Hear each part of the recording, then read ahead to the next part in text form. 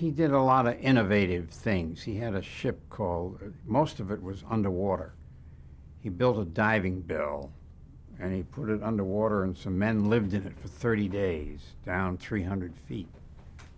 And he did all kind of screwball things like that, and he photographed them all beautifully.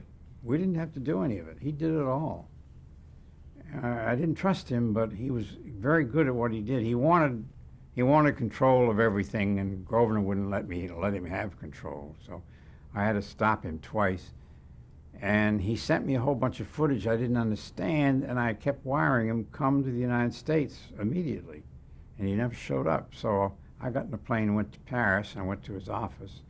I found out he was at Orly. That was the only airport at Paris at that time.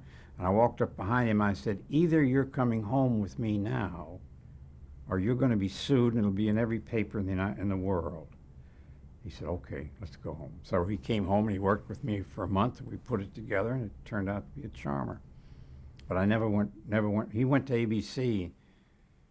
They had a terrible experience with him.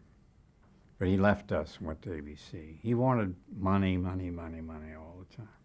He had a ship called the Calypso, which he poured money into. He lived on it most of the time. And he could go underwater from it, everything. He did everything. He knew more about underwater sea life, I guess, than anybody alive. That was what the Geographic was good at. They don't do it so much anymore, but they backed amazing people. They backed Cousteau. They backed the girl with the chimpanzees. They backed Mount Everest.